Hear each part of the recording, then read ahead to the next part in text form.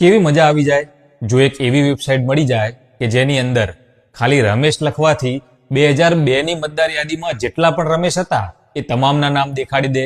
મહેશ લખો અને 2002 ની મતદાર યાદીમાં જેટલા મહેશ હતા તે તમામનું નામ દેખાડી દે. તો નામ શોધવું સરળ બની જાય ને. તો આવી જ એક વેબસાઇટની માહિતી હું આ વિડીયોની અંદર આપવાનો છું, જેમાં ફક્ત તમારું નામ લખીને તમે 2002 ની મતદાર યાદીમાં તમારું નામ શોધી શકો છો. તો ચાલો શરૂ કરીએ ફાયદાની વાત.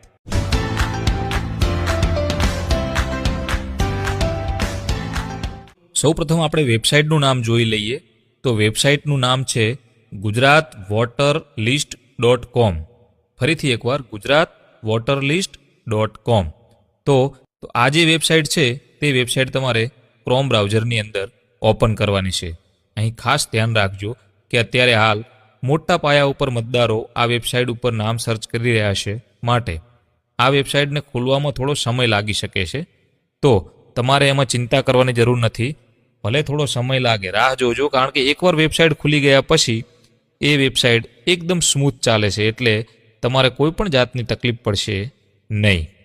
હવે જ્યારે તમે આ વેબસાઇટને ખોલશો એટલે તમારી સામે આવી રીતે દેખાશે મતદાર યાદી 2002, નામ દ્વારા શોધો, વચ્ચે હશે સરનામા દ્વારા શોધો અને ત્રીજું હશે ઓળખપત્ર દ્વારા શોધો.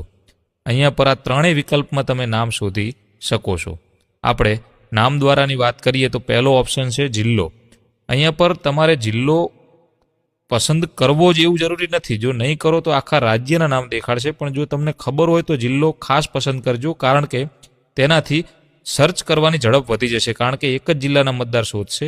જિલ્લો પસંદ નહીં કરો તો આખા રાજ્યના મતદાર શોધશે.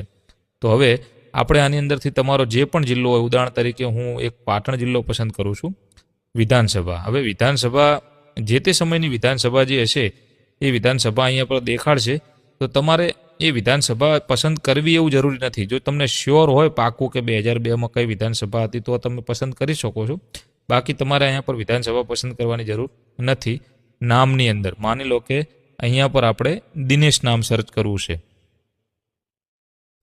અહીં આપણે દિનેશ નામ લખી દીધું. ભાઈ કુમાર કંઈ જ નથી લગાવવાનું, કારણ કે એમાં ઘણી વખત અલગ અલગ હોવાના કારણે નથી મળતું. તો ફક્ત નામ લખીશું, પાછળ ભાઈ કુમાર કંઈ જ નહીં લગાવીએ.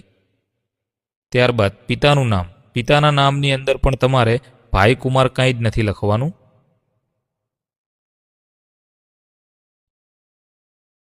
માનો કે ભગવાનભાઈ છે પિતાનું નામ, તો અહીંયા પર હું ફક્ત ભગવાન લખીશ. હવે અહીંયા પર અટક.